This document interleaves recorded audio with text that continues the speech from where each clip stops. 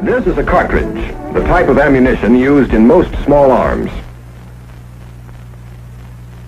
It consists of a metal case, a bullet, a powder charge to drive the bullet, and a primer in the base to start the powder burning. A sharp tap with a pointed instrument will explode the primer, ignite the powder charge, and drive out the bullet. To control this powerful explosion and direct the bullet toward a target is the purpose of all small arms weapons. The term small arms includes shoulder weapons, hand weapons, machine guns mounted on ground tripods, on vehicles, and planes. Some are comparatively simple. Others are complex. But there is a basic similarity which runs through them all. Since they all fire the same type of ammunition, they all function in the same general way. In all of them, a cartridge is placed in the barrel and fired. The empty case is then removed to make room for the next cartridge. This process is called the cycle of operation, and every small arms weapon contains the mechanical means of performing it. To explain this cycle, let's construct a model weapon. It will not resemble any particular weapon, but it will include all of the basic features needed to perform the various individual steps in the cycle of operation. We'll start with a barrel. Removing the top half of the barrel, we can see inside. In the breech end is the chamber. This is where the cartridge fits and where the explosion occurs.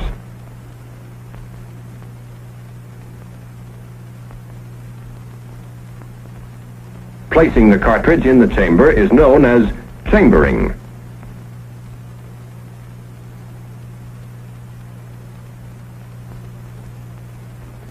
A sharp tap on the primer would explode the powder charge and drive the bullet out. The same explosion would also drive the case backward out of the chamber. Therefore, the cartridge case must be held in the chamber, so most of the explosion will propel the bullet. The part which backs up the cartridge is usually known as the bolt. One end of this bolt fits against the rear of the cartridge and holds the case in place when it's fired. In order to hold the bolt in position, we need something to support it. The barrel, too, must be held in position. The piece supporting them is known as the receiver. There is a channel in which the bolt can slide. The barrel is attached to the front end. With this side section removed from the receiver and the bolt back, we can still chamber a cartridge by moving the bolt forward. This takes care of the first step of the cycle of operation, chambering. Instead of depending entirely on the weight of the bolt to hold in the case when the cartridge is fired, we'll use some way of locking the bolt in place.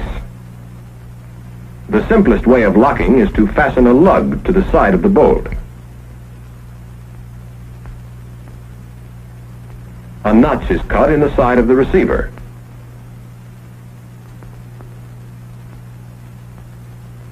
When we close the bolt, we can turn it so the lug fits into the notch and the bolt is securely locked. This is the second step of the cycle of operation, locking. It can be made easier by adding a handle to move the bolt.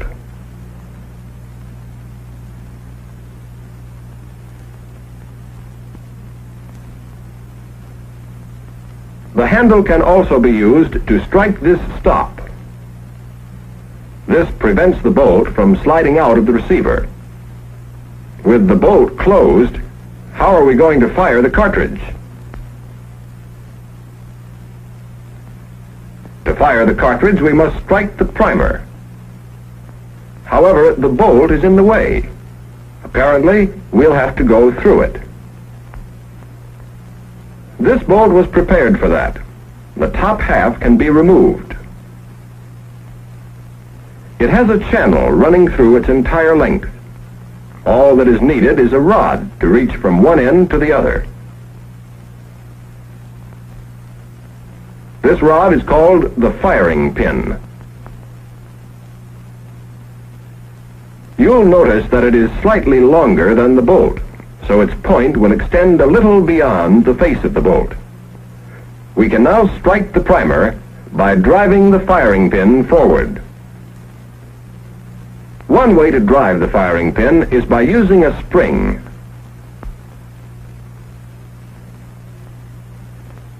We've put the spring around the firing pin with one end against this stop. The other end is braced against this shoulder in the bolt. Now when we pull back the firing pin, the spring is compressed. When we release the pin, the spring drives it forward against the primer. This is one way of accomplishing the step known as firing. However, it's awkward to pull back the pin and release it by hand each time we want to fire. We need a means of holding the pin back until we're ready to fire.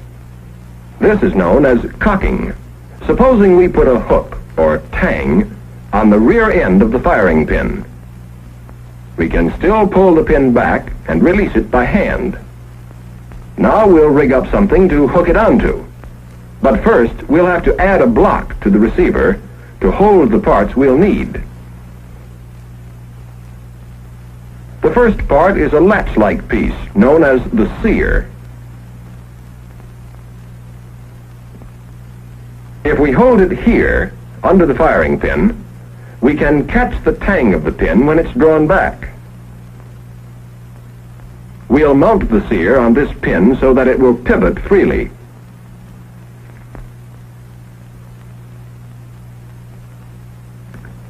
We can release the firing pin by pushing down the front or nose of the sear. This is where the trigger comes in. It's mounted on this pin underneath the sear. The trigger can now pivot back and forth.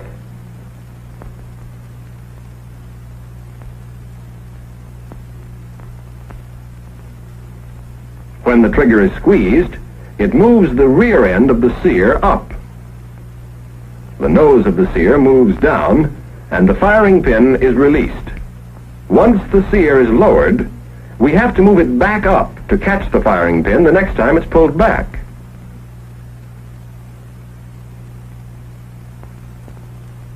That's why we need a spring, a sear spring, to push the sear up.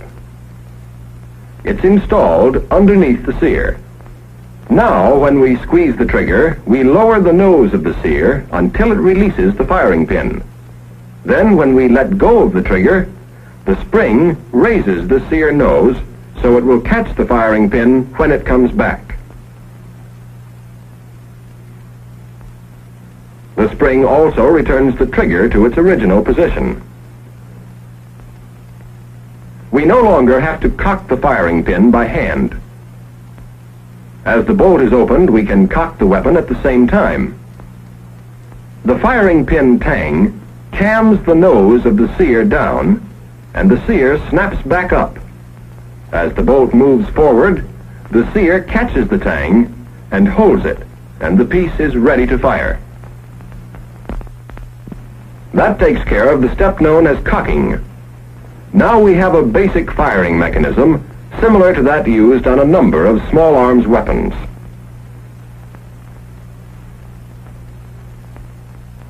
But there is also another kind of firing mechanism. Some weapons use a hammer, which strikes the firing pin. We'll build this hammer type of firing mechanism on the model.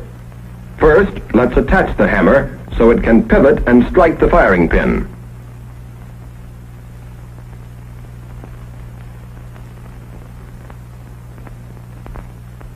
The spring was taken from around the firing pin to drive the hammer. The firing pin is retracted by various methods in different weapons, and it remains in the rear position until the weapon is fired. To guide the spring, a rod is run through it. The front end of the spring is braced against this shoulder. The rear end of the spring is braced against this supporting block. The rod is attached to the hammer so that the spring pushes against the hammer. When the hammer is pulled back, the spring is compressed. Then the spring drives the hammer forward against the firing pin.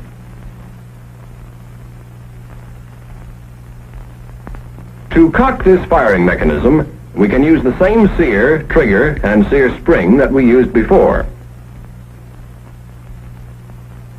When the hammer is pulled back, the sear snaps up into this notch and the weapon is cocked.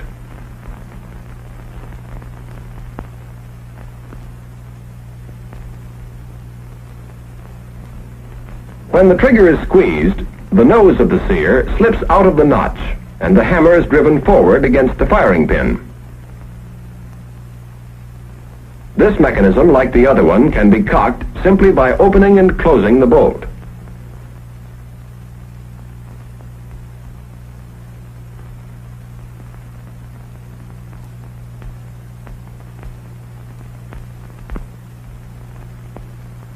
Squeezing the trigger fires the cartridge and sends the bullet out through the muzzle. But it also leaves us with an empty case in the chamber. Before we can get at the case, we have to perform the next step in the cycle of operation: unlocking.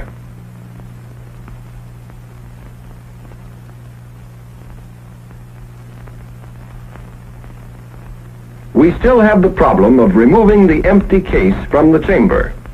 This is known as extraction. On a real weapon, extraction is a serious problem. When a cartridge is fired, the case expands until it's tightly wedged in the chamber. We need something to grip the case firmly and extract it when we open the bolt.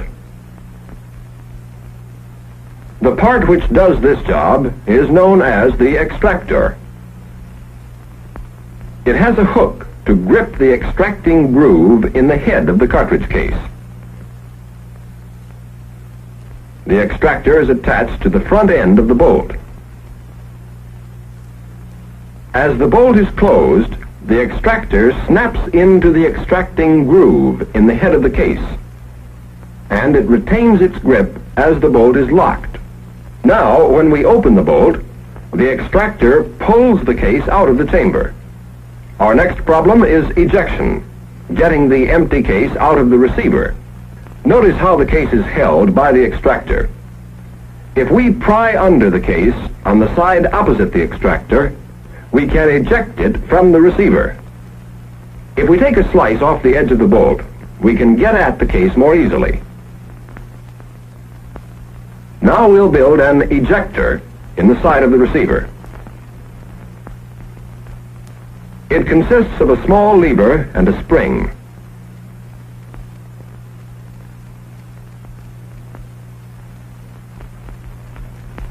We'll attach the lever so it pivots at one end with the other end held outward by the spring. When we push the bolt forward, the ejector is moved into the side of the receiver.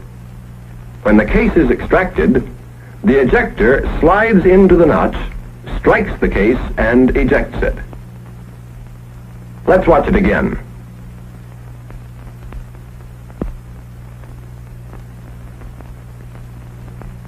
Our weapon is almost complete, but we still have to feed the cartridges to it one at a time by hand. The actual chambering of the cartridge is satisfactory. The bolt moves it forward and it enters the chamber. But once the weapon is fired and the empty case ejected, we want another cartridge waiting ready to be chambered. In other words, we want some method of feeding. There are several ways we can get feeding: by placing a clip of cartridges in the receiver, by using an ammunition belt, or by using a magazine.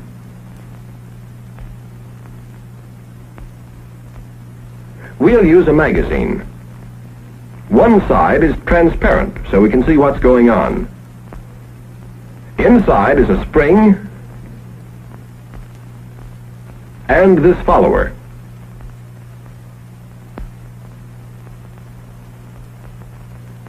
As the cartridge is put in from the top, the spring is compressed. As the next round is inserted, the first one is pushed down and the spring is further compressed. The spring, of course, keeps pushing the cartridges against the top.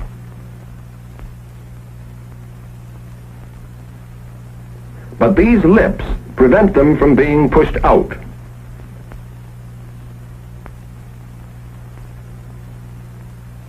A cartridge can be removed only by sliding it forward like this. And once it is removed, the spring feeds the next one up into position. Now let's install the magazine into the receiver. The magazine is placed so that the top cartridge pushes against the underside of the bolt. When the bolt is opened, it slides back until the face of the bolt clears the rear of the cartridge. Then the cartridge is fed up into the path of the bolt. As the bolt comes forward, it strips the cartridge from the magazine and chambers it. And the spring in the magazine moves the next cartridge up into position. Now, each time the bolt is opened, a cartridge is waiting to be chambered. That's the last step in the cycle of operation, feeding. Our basic weapon is complete. It will perform all 8 steps of the cycle of operation. Let's take them in sequence. First, there's chambering, placing the cartridge in the chamber. Next is locking, securing the bolt in place behind the cartridge.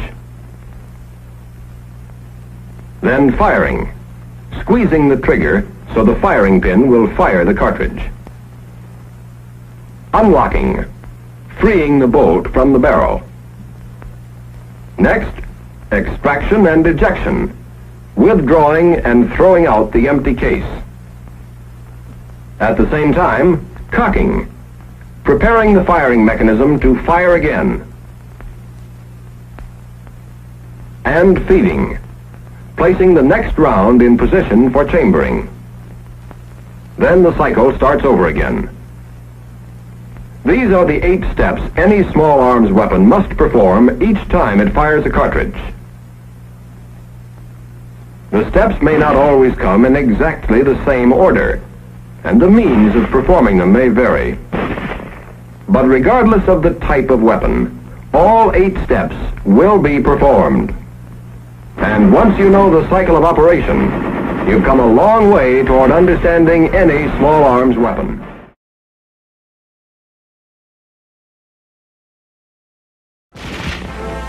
A manually operated weapon will fire each time the bolt is operated and the trigger is squeezed. It's an effective weapon, but its rate of fire is limited. It can fire only as fast as a man can open and close the bolt. However, the rate of fire can be greatly increased by using the force of the explosion to operate the bolt.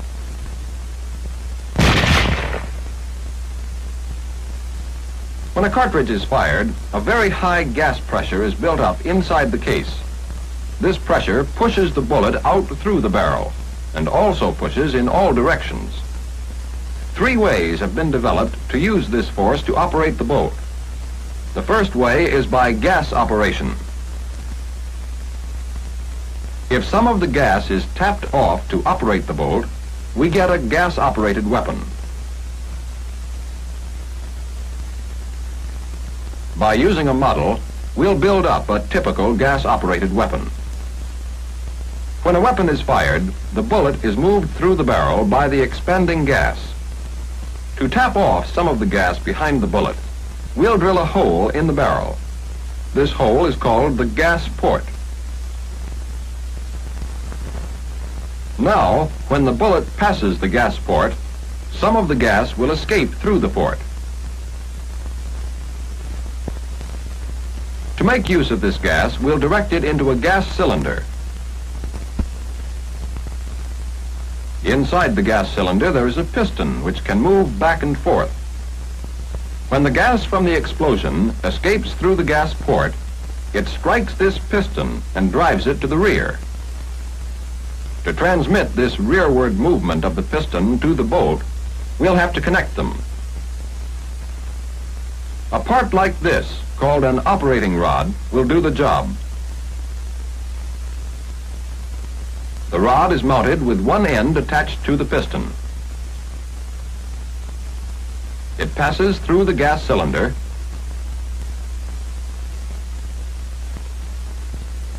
and the other end is attached to the bolt. The operating rod has a slot to unlock the bolt.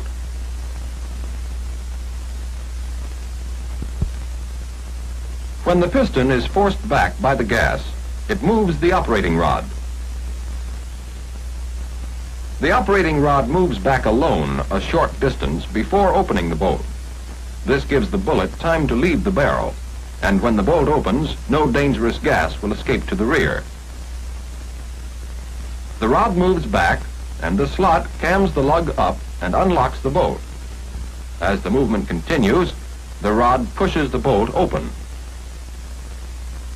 But that is only half the job. The bolt has to be closed again. One way to close it is to use a spring. We've placed the spring between the piston and the back end of the cylinder so that it is compressed with the bolt open. When the spring expands, it forces the piston forward, which pulls the operating rod forward and closes the bolt. Now let's see the whole action when we fire a round.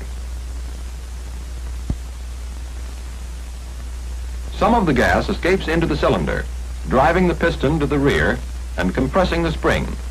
At the same time, the bolt is unlocked and then opened.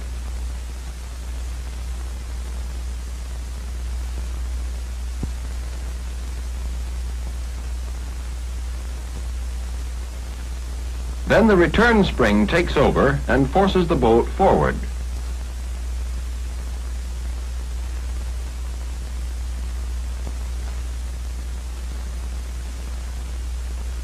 The force of the explosion has been harnessed, so it does all the work of operating the bolt, and we have a gas-operated weapon.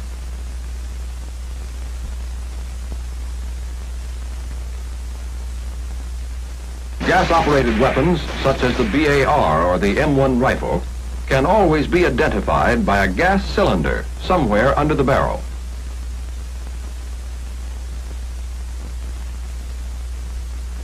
The second way of using the power of the explosion to operate the bolt is called blowback operation. As the expanding gases drive the bullet out through the barrel, they also push the cartridge case back hard against the face of the bolt. If this pressure is used to blow the bolt open, we have a blowback operated weapon. Let's build this type of operation on our model. To permit this blowback pressure to work on the bolt, let's remove the locking lug.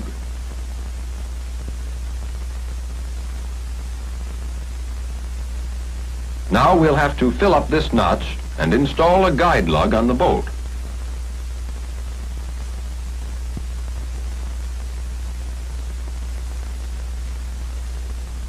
Now, when the weapon is fired, the bullet moves through the barrel and the bolt begins to open. However, the bullet leaves the barrel before the heavy bolt has opened enough to let any dangerous gas escape to the rear. To close the bolt, a return spring is again the simplest solution. We've attached the spring so that one end is braced against the receiver. The other end pushes against the bolt, and when the spring expands, it closes the bolt.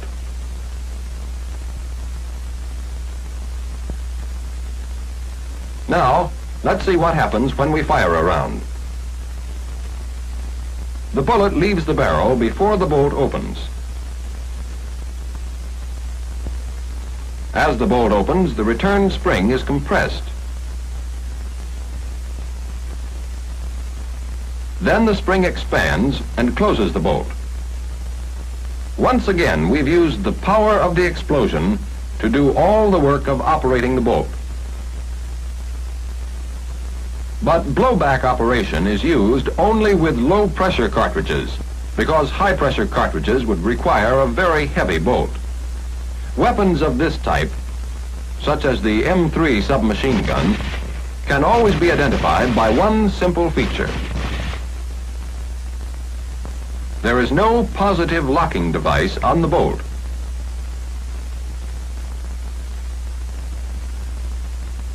The third way of using the gas to operate the bolt is called recoil operation. As you know, most weapons recoil or kick against the shoulder of the man firing. If we use this movement to operate the bolt, we'll have a recoil-operated weapon.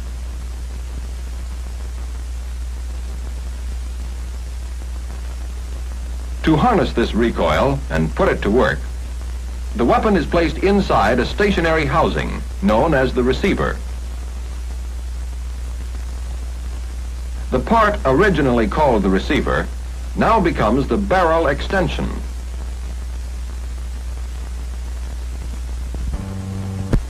The barrel extension, and bolt are locked together and are free to slide in the receiver. Now the trick is to use this rearward movement to unlock and open the bolt. Let's first lengthen the locking lug to make it extend beyond the barrel extension and attach a catch. Now, to unlock the bolt, we need some way of pulling this catch down.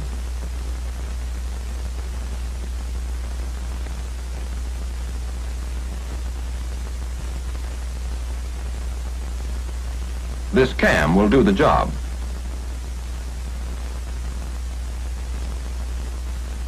It has a camming slot which fits over this lug on the catch. The cam is fastened to the stationary receiver. Now, when a round is fired, recoil sends the barrel extension, and bolt to the rear. At the same time, the catch is cammed down and the bolt is unlocked. The barrel extension strikes the receiver, stops, and the bolt continues to the open position. To move the barrel extension, and bolt forward, we'll again use a spring. With the bolt open, the spring is compressed.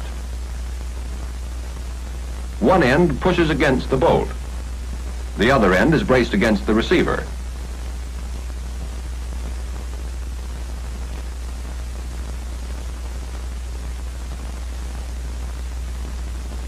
When the spring expands, it first closes the bolt, then pushes the barrel and the barrel extension forward. Let's watch the action again. As the bullet moves out of the barrel, recoil begins. It drives the barrel and barrel extension back, and the bolt is unlocked. When the barrel extension is stopped, the bolt continues back.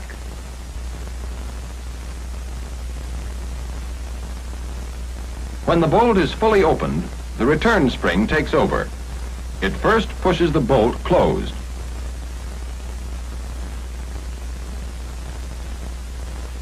Then the catch slides up the slot and locks the bolt. The return spring continues pushing until the barrel and barrel extension have reached the forward position. Recoil operation is used on such weapons as the pistol and machine guns. If you see the barrel of a weapon moving back and forth inside the receiver during firing, you can be sure it's recoil operated. Remember, there are 4 types of operation: manual, and the 3 types that use the force of the expanding gas. The gas-operated weapon taps off some of the high-pressure gas behind the bullet to unlock and open the bolt.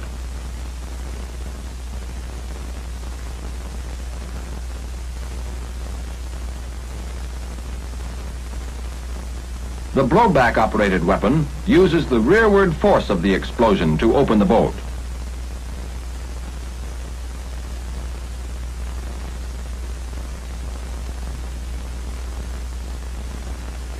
And the recoil-operated weapon uses the kick, caused by the explosion to move the barrel and barrel extension back, unlocking and opening the bolt as it goes.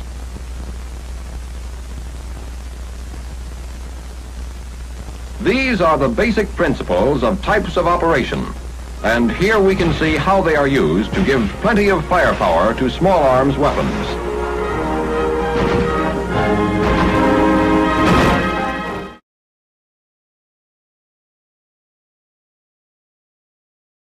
Some small arms weapons fire semi-automatically. Some fire automatically. And some can fire both ways.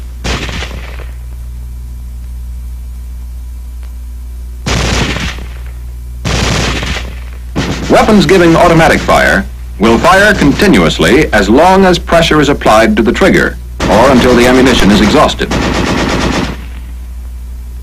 This permits spraying of a target with a continuous stream of fire.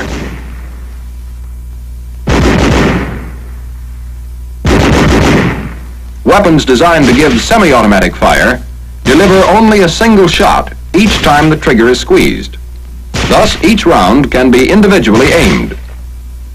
These various types of fire require different firing mechanisms from those used on manually operated weapons.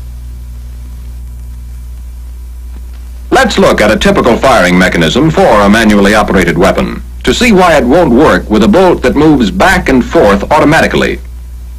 It's a hammer-type firing mechanism. As the bolt is moved to the rear to cock the weapon, it pushes the hammer back.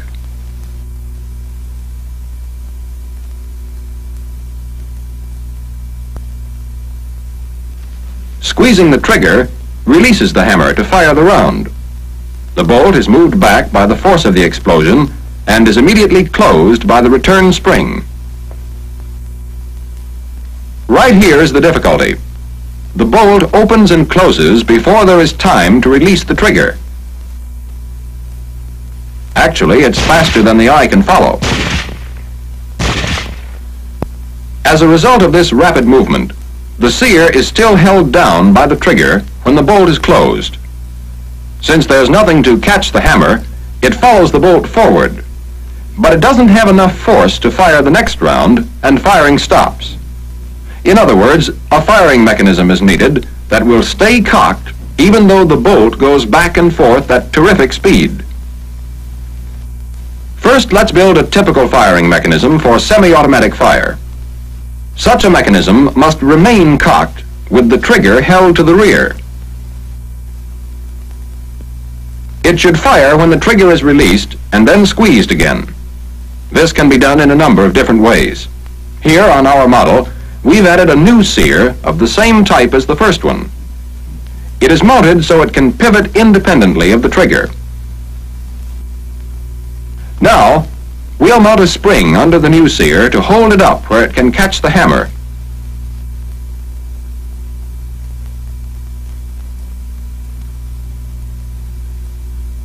That doesn't completely solve our problem because we still can't fire the mechanism.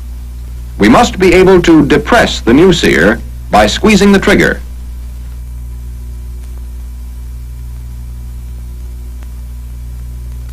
What is needed is a connection between the two sears. We'll put a link on the original sear.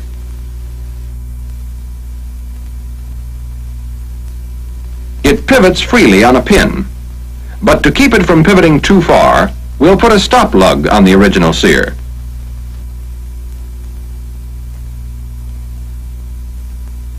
Now the link always returns to its original position. The link is long enough to reach to the new sear, and to make contact with it, we'll put on another small lug. Now watch what happens. The hammer is held cocked by the new sear. When the trigger is squeezed, the link moves the new sear down, releasing the hammer. A fraction of a second later, the link slips off of the lug, and the new sear pops up to catch the hammer again. Let's see it again. The sears come down together, releasing the hammer. The new sear snaps up and catches the hammer, even though the trigger is still held back. To fire the next round, we must release the trigger. the link hits the lug on the new sear and pivots. After it passes the lug, it drops back into its original position, and the firing mechanism is ready to fire the next round. We now have a semi-automatic firing mechanism. Each time we fire, the bolt moves back and forth before the trigger can be released. But the new sear is up waiting to catch the hammer. Then we can fire the next round by releasing the trigger and squeezing it again.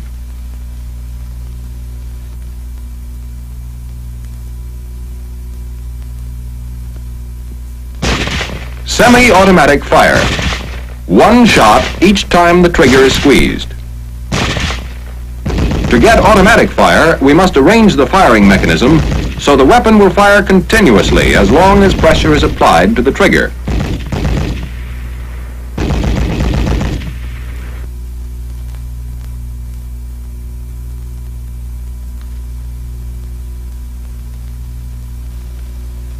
We've seen how in semi-automatic fire, the hammer is caught by the new sear and held until the trigger is released and then squeezed again. But in automatic fire, the trigger will be held back, so we need a means of firing each time the bolt closes, even with the trigger back. That means on this mechanism, we must disconnect the new sear from the hammer each time the bolt closes. A part such as this disconnector will do the job for us. We've mounted it so that it can move up and down. As it moves down, it depresses the sear and releases the hammer.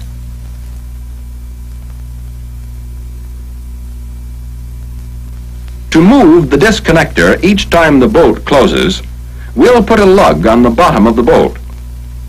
Now, as the bolt closes, the lug cams the disconnector, pushes the new sear down, and the hammer is released to fire the round. The bolt moves back and the lug clears the disconnector. The disconnector moves up and the new sear is in position to catch the hammer, even with the original sear held down by the trigger. The cycle starts over again, and the weapon will continue to fire as long as pressure is applied to the trigger. When the trigger is released, the original sear rises. Now, when the bolt disconnects the new sear, the original sear is up in position to catch the hammer and stop the firing. The hammer is held back, cocked, and automatic fire can be resumed merely by squeezing the trigger again.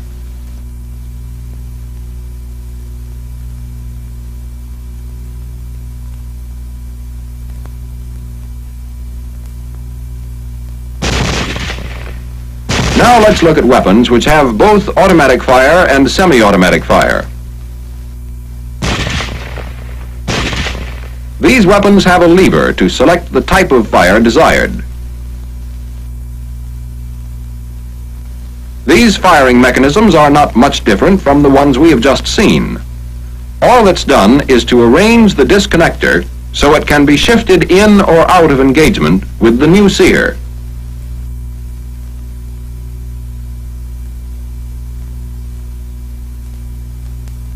With the disconnector out of engagement, the firing mechanism will give semi-automatic fire.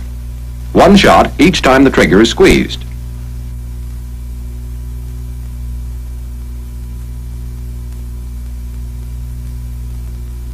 With the disconnector engaged, we'll have automatic fire just as we had before.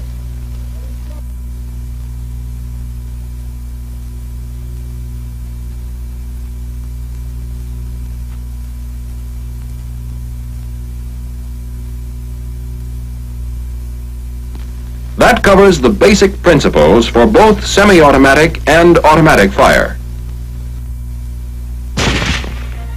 You'll find many different types of firing mechanisms on small arms weapons, but all of them have to perform the same operations we've pointed out to take full advantage of the speed and convenience of modern weapons.